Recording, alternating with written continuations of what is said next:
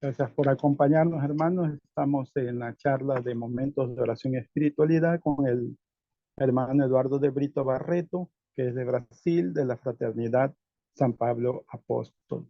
Gracias por conectarse y enseguida continuamos con esta charla.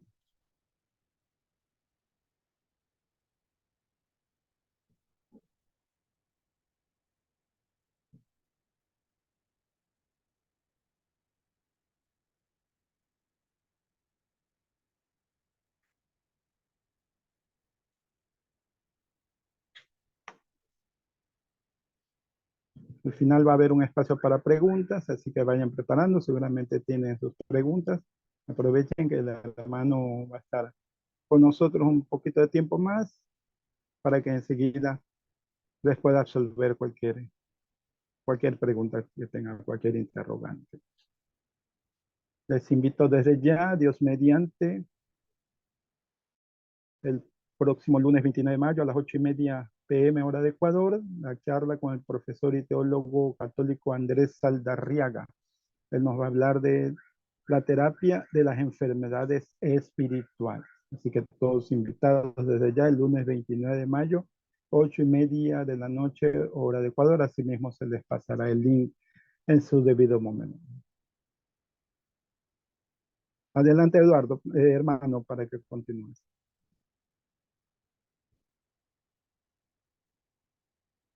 Prenda el audio. Prende el audio, hermano.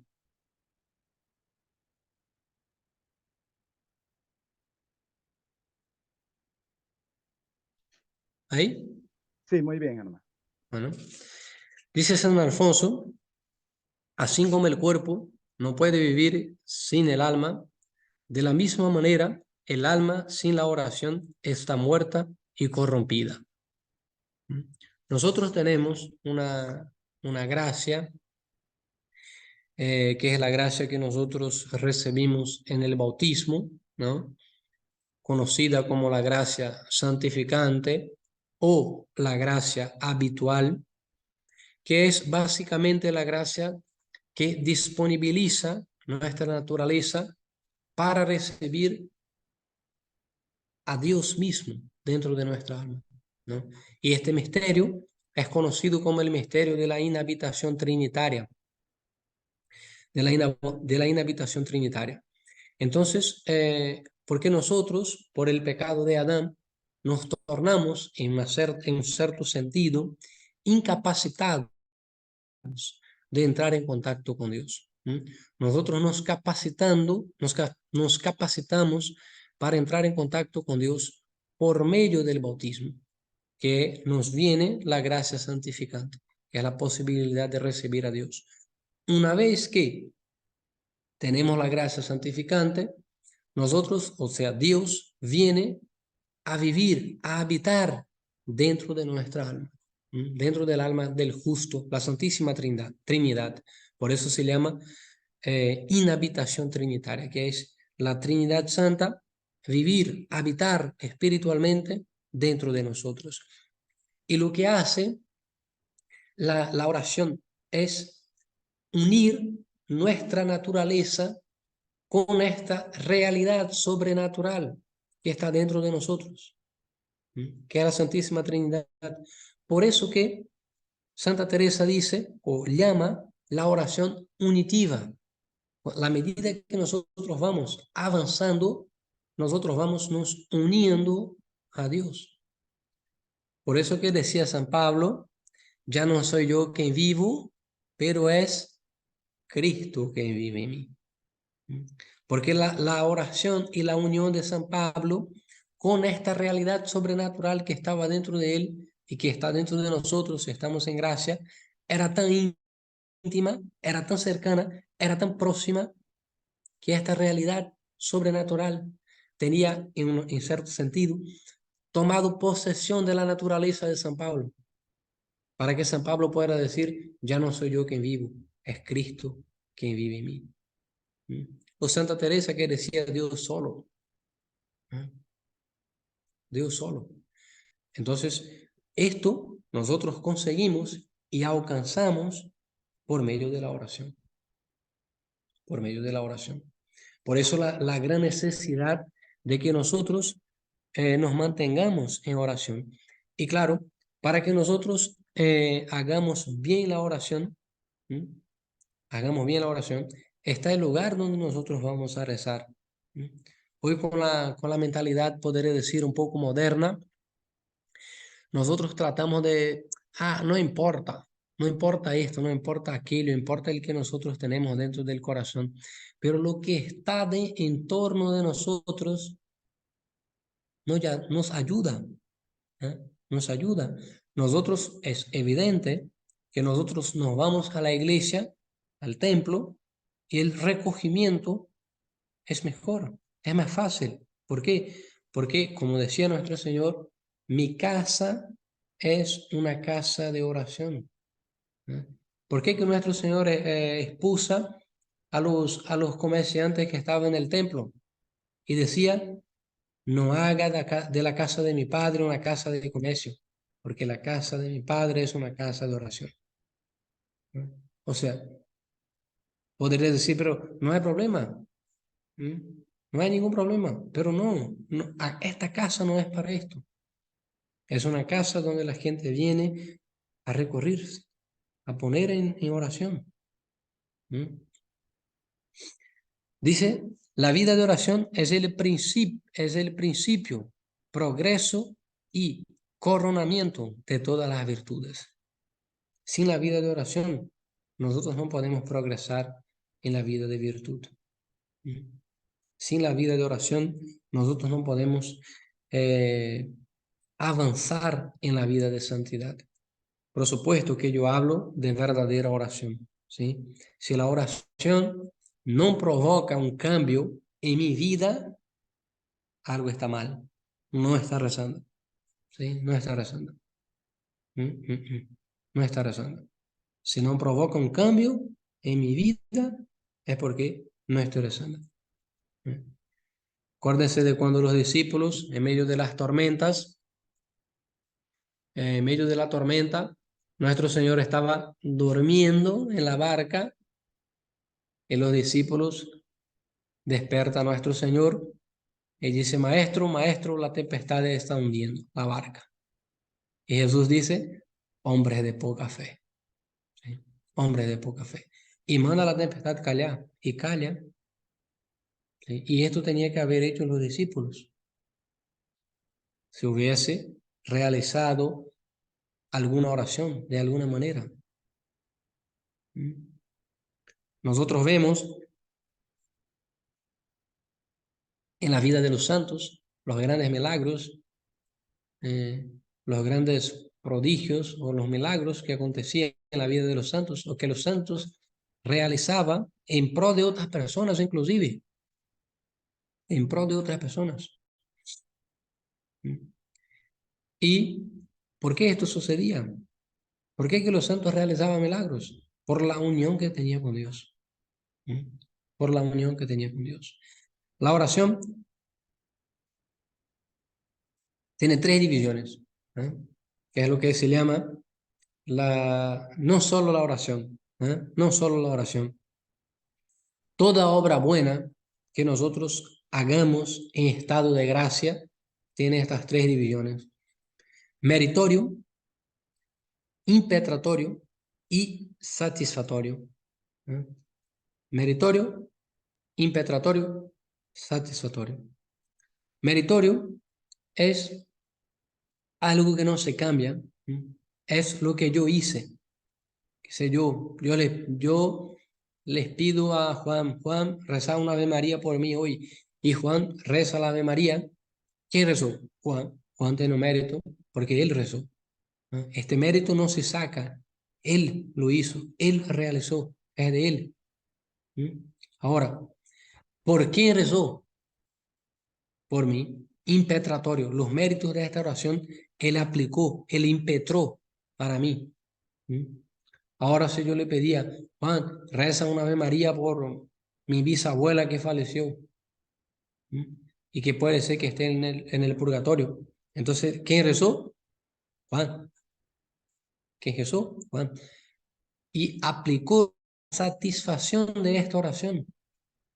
por el alma, para satisfacer, para pagar una deuda, entre comillas, para pagar la pena o la purificación de esta alma que está en el purgatorio, que está en el purgatorio. Pero toda la oración que yo realice, por eso dice Santo Tomás que uno reza en una primera instancia por una santificación personal, por una santificación personal. Nadie se salva, propiamente hablando, por la oración de otro. Yo puedo rezar por la conversión de fulano para que fulano empiece a rezar y alcance la salvación. Pero yo no puedo rezar para que fulano sin la conversión se salve. Esto es imposible. Yo tengo que rezar para que fulano se convierta, que cambie de conducta y que viva.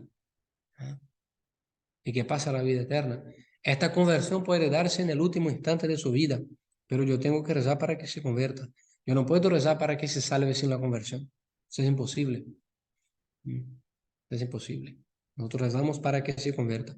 Pero, como dije, esta primera oración, esta oración que yo realizo por mí o por otros, no deja de generar un fruto en primer paso para mí. Porque yo estoy rezando. Porque yo estoy rezando. Por eso dice Santo Tomás que uno, en una primera instancia, debe rezar por sí mismo. Por sí mismo. Esto no es un egoísmo o un egocentrismo. No, es rezar por sí mismo. Porque necesita de realizar cambios en su vida. Muchas veces nosotros rezamos, pero pasamos el tiempo hablando de los defectos y de la mejoría que los otros podrían hacer. Y nos olvidamos de nuestros cambios, ¿sí? De lo que yo necesito. Entonces, hay gente que se pone delante de Dios para hablar de los problemas o de los defectos del otro. Esto no es oración. ¿Por qué fulano me está persiguiendo? Porque, bueno, está bien, rezar para que se convierta, pero rezar para que te dé fuerza también. Porque puede ser que Dios te esté permitiendo pasar por esto. ¿Qué sería de Job si Job empezase a plaguearse delante de Dios porque sus hijas se fueron, murió, porque sus plantaciones ya no hay, porque su ganado murió, porque sus ovejas, porque... No, Dios me dio, Dios me lo quitó, bendito sea Dios. Bendito sea Dios. Entonces, la oración nosotros nos ponemos delante de Dios para pedir fuerza, para pasar por las pruebas, si Él así lo permite, lo quiere, pero no que nos quite las pruebas.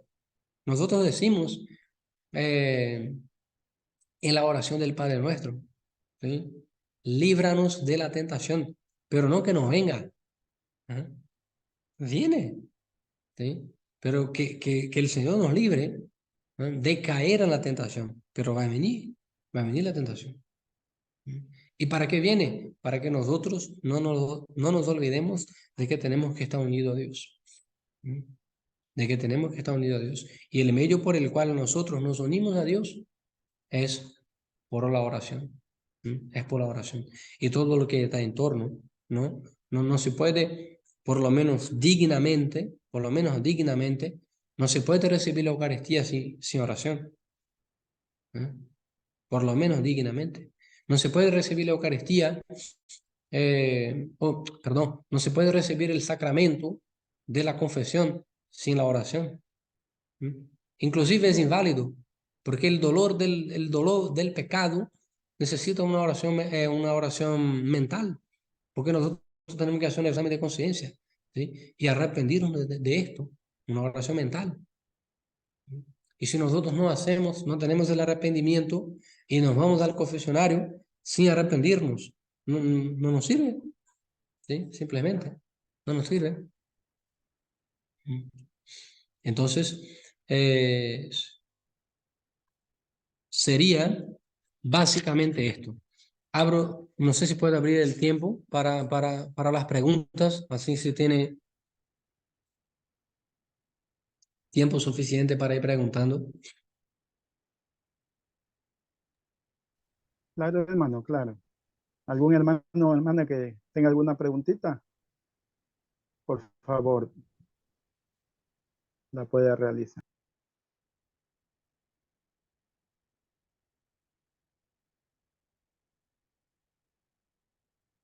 ¿Sí? Yo, hermano, buenas noches. Buenas noches. Hermano, una pregunta. Yo, hago yoga cristiano con el padre Dávila en AE, acá en Guayaquil, y nunca se me ha ocurrido preguntar o leer con alguien que sepa cuál es la diferencia entre oración y meditación, porque ahorita estamos en la era de la meditación, todo el mundo habla de la meditación, que tu hipocampo se amplía y toda la zona del cerebro prefrontal se reduce la parte del miedo, del dolor y que tu vida se transforma si en 8 semanas meditas, pero ¿dónde dejamos la oración? Y yo sé que no es lo mismo, pero en sí, ¿cuáles serían los beneficios de la oración y cómo distinguirla de la meditación? Gracias, hermano. Bueno, por supuesto que yo estoy hablando de una meditación cristiana, ¿ah? Que es la misma cosa que oración. Por lo que me dijiste, este tipo de meditación no son meditaciones cristianas, ¿ah? De autosuperación o autoayuda, algo del tipo. La meditación que yo me refiero son las meditaciones en campo espiritual. Yo leo un pequeño, y es una oración, es una manera de oración, ¿no? Está la oración vocal, que yo rezo Padre Nuestro, Ave María, está la oración mental, que es la oración de meditación, y está la oración personal o la oración íntima, que es lo que yo estuve hablando. Entonces, la oración mental, eh, qué sé yo, voy a tratar de pegar un salmo para que pueda dar un ejemplo, pero yo agarro un salmo y leo una partecita del salmo y empiezo a meditar esto, ¿no? A confrontar esto con mi vida hoy, ¿no? Entonces, esta es la oración que yo me refiero, oración de meditación. Es meditar en lo que he terminado de leerlo, ¿no? Qué sé yo. Cantad al Señor un cántico nuevo. Cantad al Señor tierra entera. Cantad al Señor. Bendecid su nombre. ¿Mm? Entonces, yo agarro este pequeño trecho, y esta pequeña parte del Salmo, y empiezo a repasar en mi mente. ¿Mm? Cantad al Señor un cántico nuevo. ¿Cómo puedo? ¿Cómo puedo yo cantar al Señor un cántico nuevo? ¿Qué cántico es este? ¿Mm? ¿Qué cántico es este? Entonces dice los santos y los comentaristas de los santos padres, los comentarios de los santos padres, que este cántico nuevo es una vida nueva, ¿sí? Es un cambio de vida, es cantar, es a presentar al Señor una vida nueva. ¿Sí? Bendecid su nombre. ¿Cómo puedo bendecir el nombre del Señor? Cantando, rezando, sí, pero en primer paso, reconociendo como tal, reconociendo como mi Señor. ¿Mm? Entonces yo agarro esto y digo, bueno, ¿qué tengo que hacer para cantar un cántico nuevo y para bendecir el nombre del Señor? Tengo que abandonar esto, que es pecado. Tengo que abandonar esto, que es un vicio, de la maledicencia, de hablar mal del prójimo. Tengo que... ¿Consigue entender lo que es la meditación? No sé si me explico. Sí, padre, muchas gracias. Bueno, ¿alguien más? Hermano, nos piden de que un poco puntualice lo de la oración a las almas del purgatorio. Ajá. Que esclarece un poco sobre la oración por las almas del Sí, purgatorio. sobre la oración. Así es, sí. Ujú. Entonces, las almas que están en el purgatorio son almas que necesitan, obviamente, eh, nosotros cuando cometemos un pecado, cada pecado cometido tiene una culpa y una pena, ¿no? Les doy el ejemplo de un ladrón, por ejemplo. ¿Ah? El tipo robó en un supermercado. Él tiene la culpa porque lo hizo y tiene la pena porque va a pasar 5 años en la cárcel, ¿no? ¿Cómo se puede? Él asumió la culpa y nadie puede matar a este tipo por haber robado, ¿sí? Legalmente no puede, porque asumió la culpa o porque le atraparon y bueno, ya se reconoció, se fue a la cárcel 5 años, pero tienen que pagar la pena. ¿Cómo se puede disminuir esa pena? Pagando algo, ¿no? O él haciendo algún trabajo voluntario, alguna manera para ir disminuyendo esta pena. Lo mismo pasa con nosotros. Cuando nosotros cometemos un pecado, hay una culpa y una pena. La culpa, nosotros somos perdonados en el sacramento de la confesión. El sacerdote nos absuelve de las culpas. Las penas nosotros pagamos o por las oraciones que realizamos, o por las obras de misericordia, o por la caridad, por la limosna, por el ayuno. ¿Qué es lo que pasa? Nosotros morimos sin terminar de pagar esta deuda, esta culpa, ¿sí? Perdón, esta pena, sin terminar de pagar esta pena. Entonces nosotros vamos al purgatorio. Porque como dice San Pablo a los Corintios, ¿sí? Que en el cielo solo entra aquellos que son puros de corazón. Entonces hay una pena, no está puro totalmente, se va al purgatorio. Una vez que el alma está en el purgatorio, el alma no puede hacer por sí mismo.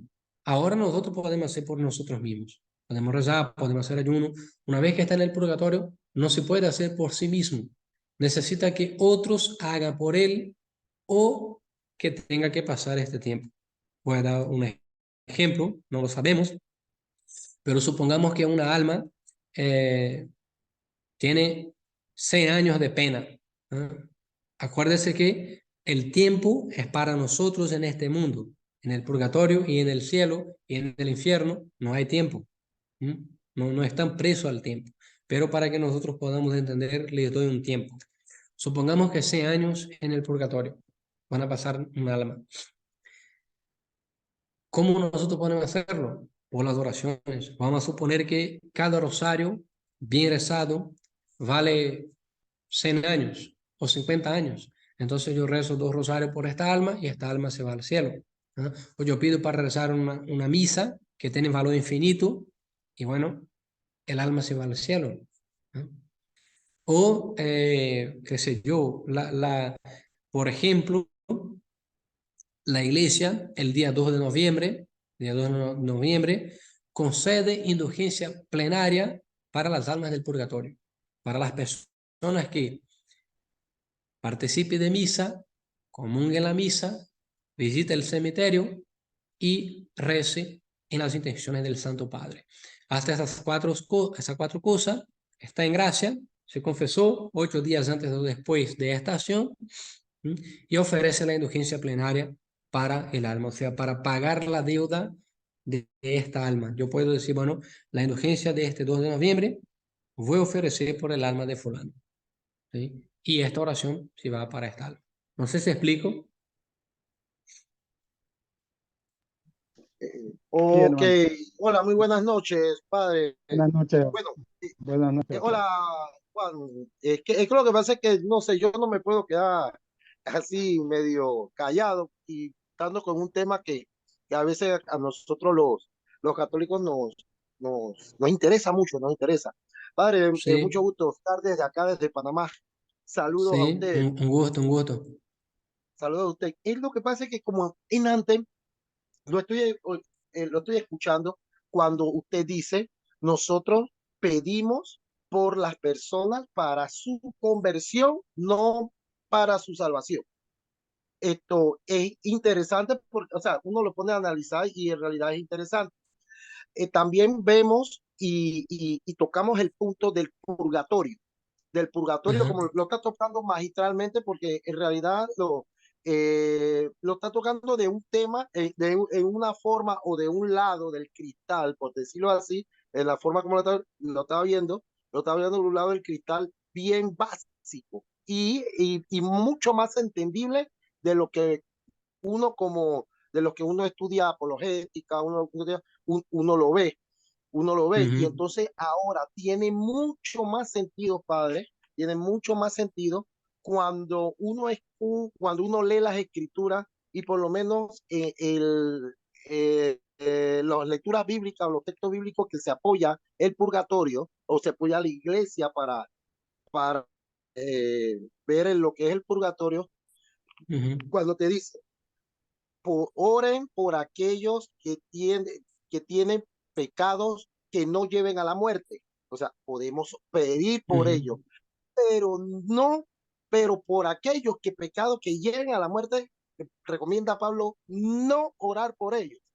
O sea, ujú. ya nosotros vemos ahí claramente, podemos pensar, ¿dónde es eso? ¿Cuándo te lo están pidiendo? ¿Te lo están pidiendo de vida o en muerte? ¿Verdad? Podemos pensar eso. Entonces, Sí, cuando, pero cuando nosotros vemos, sí, y si yo le digo a una persona, yo voy a orar por esa persona que yo sé que se porta mal, es ladrón, que comete pecado, que llega a la muerte, un asesino o algo así, y es familia mía, vamos a poner por ejemplo, yo puedo pedir por la conversión de esa persona, yo puedo estar pidiendo por la conversión de esa persona, pero lógico es cuando él cuando está vivo, pero estoy pidiendo por la conversión, así como lo dijo usted, por la conversión, pero ya cuando esa persona está muerta, nosotros ya no podemos pedir por la conversión y eso es lo que Pablo nos recomienda, recomiendo no pedir por aquellas personas que cometen pecados que llevan a la muerte. sí, Acuérdense que también se nos dividen los pecados, los pecados contra el Espíritu Santo, que es un pecado que no se perdona, ni en este mundo, en el otro. Entonces, eh, primera vez, le soy franco, primera vez que veo o que tocamos o veo que alguien toca la doctrina del purgatorio del otro lado del cristal, como lo ve, es algo más básico y mucho más entendible. Incluso hasta para nosotros que queremos estudiar nuestra doctrina católica, nuestra doctrina y estudiamos apologética. Entonces, ujú. yo le digo a usted, padre, muchas gracias por haber tocado. Yo soy de las personas que cuando trato de meterme en los temas y más estos temas, eh, me extiendo, así que mejor Ujú. me quedo callado. Muchas gracias, padre. Nada, yo que Gracias. Saludos desde agradezco. Panamá. Gracias, hermano. Muy buenas Ana, nos noches, preguntan, le habla Ana desde Panamá. Quiero hacer un comentario a propósito de la chica que estuvo hace un rato con relación al Sí. yoga católico. Aparte de lo que usted le comentó, yo quisiera agregarle, digamos, de lo que he observado a través de los años. Algo que me preguntaba mucho desde niña y le decía a mi papá en su momento era por qué Jesús tenía que sufrir tanto, ¿no? Al paso de los años voy entendiendo lo más, pero en el fondo es lo mismo. La Ujú, mentalidad mía incluso siguió esa mentalidad de adulta y es lo que me ha llevado como a ahondar un poquito más. Y pego con el comentario de la chica, ¿por qué? Porque lo que he podido comprender con los sacerdotes, las homilías y lo que uno pueda leer, el sufrimiento está en el medio de toda la historia de la salvación, no por aquello de, como decirlo de alguna manera, de autoflagelarse porque sí, o sea, un sufrimiento sin sentido, no, sino que el sufrimiento, cuando uno capta que es un medio para poder santificarse, por muy imperfecto que sea y demás, pero estamos por lo menos en vía de, de santificación, lo que quiere decir que el alma de uno está tratando, a pesar de que caiga millón de veces, tratando de salir del hueco y ser un poco mejor. em, el sufrimiento ahí cobra sentido. Yo puedo ofrecer lo que a mí me incomoda, lo que la gente hable mal de mí, las traiciones, el dolor físico, todo lo que no me gusta, en otras palabras, lo que no le gusta a ningún humano. Si yo lo entiendo como que yo ofrezco eso por mi propia salvación o por otra persona que está sufriendo, por lo que estamos justamente hablando de intercesión ante un vivo o ante alguien que ya murió, todo eso cobra sentido cuando uno ve que María tuvo que entender y aguantar muchas cosas, sobre todo al momento de después del Getsemaní. Claro, Y así la cantidad de profetas y santos, ¿qué me dice todo esto? Que cuando están estas corrientes de lo que comenta la chica, de las meditaciones y el estar bien y tener, es exactamente la antítesis de lo que es el cristianismo. Y aclaro, se quiere yo estar bien, primero es yo. Para empezar, Jesús es abierto al mundo, vayan por el mundo, prediquen la buena nueva, hablen de esto, hablen a la gente. En cambio, estas meditaciones son para quién? Para yo, para empezar por una forma, una posición egoísta, estar bien, para sí, estar cómodo y cómoda, etcétera. Y por ahí yo diría que la, estas tendencias, que son de unos años como los años 60, 70 para acá, eh, precisamente lo que me da la impresión a mí es que es un ataque frontal contra cualquier cristiano. De hecho, esa parte de lo que estamos hablando, orar por los demás y tal, lo que hace es que me mete a mí dentro de mi propio mundo y yo soy feliz en mi propia concepción y en realidad nos están sacando a Dios y sobre todo la doctrina de Jesús de nuestras vidas, que esa es el trabajo más grande del oscuro. Entonces, la intención de los humanos es muy buena.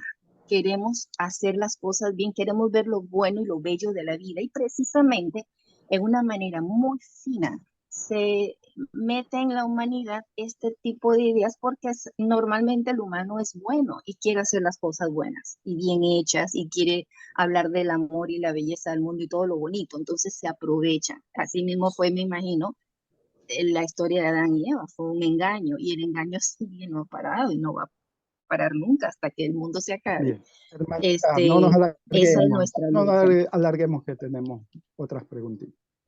Sí, gracias, Sí, ese sería mi punto. gracias, hermano. Hermano, bueno, preguntan si las tentaciones hay que confesarlas. perdón, no escuché bien, Juan. Si hay que confesar las tentaciones, nos preguntan en el chat. Las tentaciones no son pecados, ¿no? Las tentaciones no son pecados. Yo no estoy obligado a confesar, pero por un acto de humildad, ¿m? Y acuérdense ustedes que el demonio odia la humildad, todo lo que es el humilde. Me conviene, ¿eh? Me conviene que confese, pero si yo tengo solo tentaciones, no tengo un pecado para poder confesar, yo debo confesar por lo menos un pecado ya confesado para poder tener materia de absolución en esta confesión, porque si no, no va a tener pecado. El Padre no va a poder absorberme porque no hay pecado, es solo tentaciones, excepto si es una dirección espiritual, ¿no? Entonces yo puedo contar a mi director, es bueno que conte y que haga este acto de humildad, diciendo bueno, yo estoy pasando por esta tentación, por esta tentación y por esta tentación. Uno, para que le pueda aconsejar, bueno, cómo defenderse de de estas tentaciones o por qué están viniendo estas tentaciones. Estas tentaciones están viniendo por esto, por esto y por esto, ¿no? Es como que te va diciendo, bueno, el motivo por lo cual vos estás teniendo estas tentaciones, pero no están obligados a confesar. Es bueno, te conviene que menciones, mira, yo estoy teniendo esa tentación y esa tentación, para que el Padre pueda ayudarte a defender de ellas, ¿no? No sé si respondo. Gracias, hermano. ¿Alguna otra pregunta, por favor?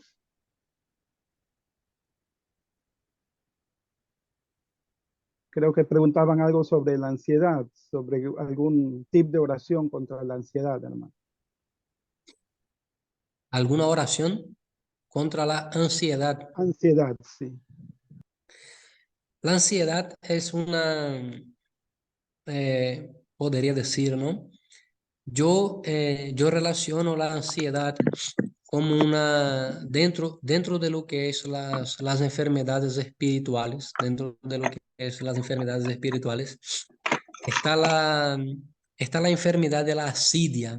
No les voy a poder hablar ahora largamente sobre la asidia, pero la asidia es la pereza de ser santo. Uno sabe lo que tiene que hacer para ser santo, para alcanzar la perfección, pero tiene pereza, ¿no? Esto se denomina la enfermedad de la asidia. Y la ansiedad, ella es provocada básicamente por esto, ¿no? Ella es provocada porque nosotros sabemos lo que debemos hacer, pero no queremos hacerlo. O sabemos lo que no debemos hacerlo, pero queremos hacerlo. ¿Sí? Es es una guerra, por decirlo, entre lo que yo sé y lo que yo quiero. ¿Sí? Yo sé que debo o que no debo hacerlo, yo quiero o no quiero hacerlo. Entonces, una oración propiamente dicha para contra la ansiedad, no lo conozco, ¿eh? Pero cualquier oración te va a ayudar, cualquier oración te va a ayudar. Principalmente las oraciones que te hace quedar un tiempo ahí, qué sé yo, la oración del rosario. Pero acuérdese que ustedes tienen que hacer un esfuerzo de la voluntad, ¿eh? Reconociendo su realidad. Yo tengo ansiedad y yo necesito quedar a Carmen en este lugar 15, 20 minutos haciendo esta oración, ¿sí? Y te impones y estás inquieto, estás queriendo salir. Bueno, te impones. Es como un niño, ¿sí? El ansioso es como un niño, pero este niño tiene un papá y nuestro papá, o sea, el papá del ansioso es el alma, que tiene inteligencia y voluntad. Entonces, tenés que ir poniendo esto, alimentando el alma de estas ciertas órdenes, ¿no? ¿Algo más?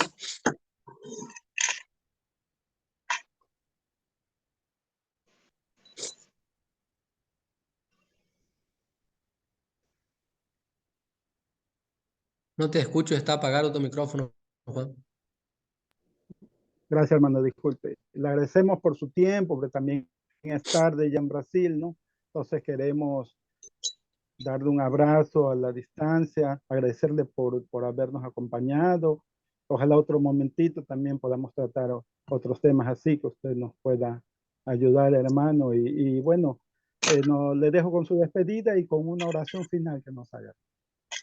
Claro que sí, claro que sí. Agradezco mucho a ustedes. Bueno, cualquier duda que quiera, bueno, y la necesidad que tenga de repente una otra charla en un otro momento, nosotros podemos ver.